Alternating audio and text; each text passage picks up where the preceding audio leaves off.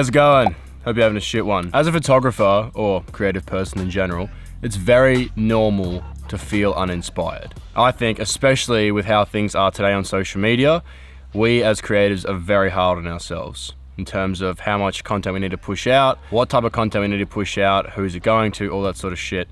And it's very important to take a step back from all that and remember what your own qualities are and what you like to do.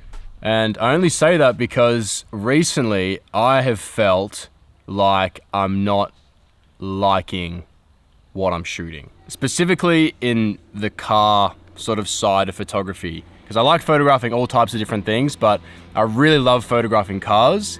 But I feel like I haven't been photographing cars I love. So I thought I'd give you a few examples right now of what I really love in cars.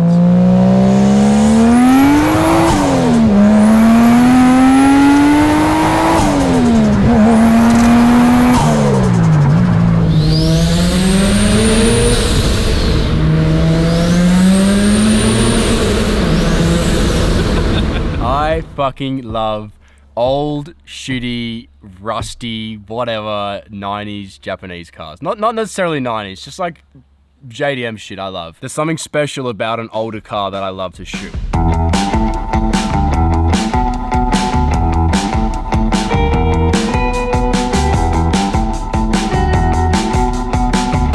Oh, Pro Mist. But you can just put your white balance a bit more yellow and green and makes it very filmish. This is really nice, especially if you're shooting with a Pro Mist filter, which Faye has on right now. It has this really nice glowy effect, but I almost feel like you get that naturally because the highlights, most of the time, especially if a car's paint is more pearlescent or very clean or freshly waxed or something, the golden lighting shining or reflecting off the car's paint has this nice glisten to it, which is really cool to see on pictures. I reckon that's the shot, bro. Oh. Is that with the light? That's so nice.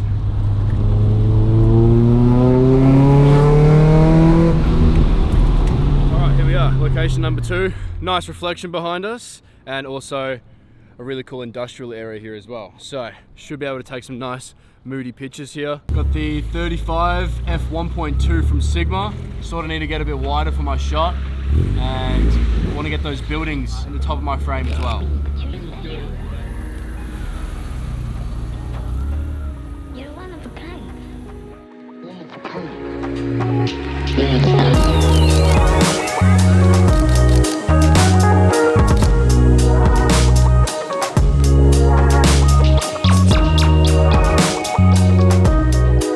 What's so respectable about rolling shots, they are so difficult to orchestrate. It takes so many people, someone on the phone, someone shooting, someone driving. You got a timer with speed limit, traffic, hopefully not get cops.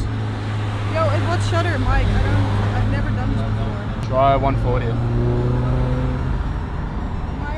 I can't photograph the car because the headlights are too big. That makes sense. Behind you. That's nothing.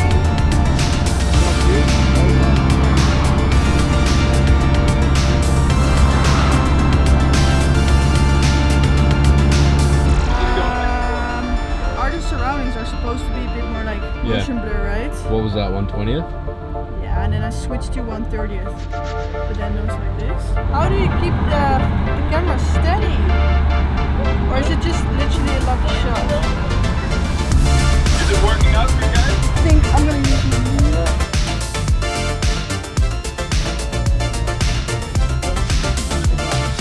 Oh, these are sick. Well done. Thank Second time. Oh, sick. It's pretty cool. Yeah, that's hectic. So hard. Yeah, it's difficult, isn't it? Fucking shit. Oh, that's sick. Oh, so good that. That's another client.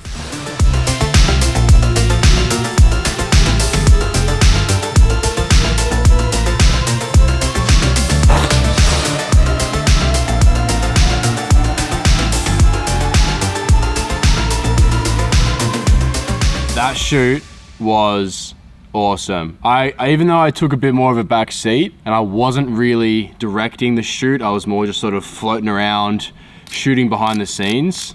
I really did enjoy it. And this photo here is one of my favorites because I really love mixing street photography with cars. I'm gonna chuck brand new preset I've got. It's called Forced Autumn. Something awesome about the updated version of Lightroom is the preset amount. So I'm probably just gonna bring it down like 70% there. And yeah, drop the temperature a bit, or I do kind of like the orange in there. Also, one thing that's really annoying me is obviously a pipe or whatever this is, it doesn't go like that in real life. That's not actually how it was built. It's because I shot this on the 35 and it is warping a little bit because I've shot it portrait.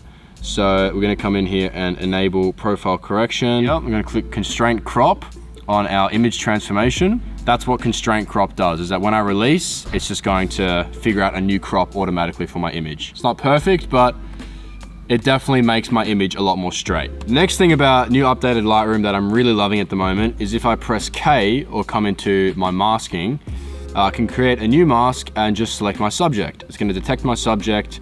It did a fucking terrible job at detecting my subject. Usually, it does better than that. I'm gonna come to subtract, brush, auto mask, and just, actually the auto mask is shit. God damn it, Lightroom. Just keeps failing me. I always find it's really good to select the car and edit the car as a separate entity to the image. So I'm gonna take some saturation out, I'm gonna bring some highlights up in it, and play around with my temperature. Really subtle, small adjustments, nothing too hectic. What do we think? Pretty subtle, but I personally like it. Here are some of my favorite images from the whole photo shoot. Not all of them are mine.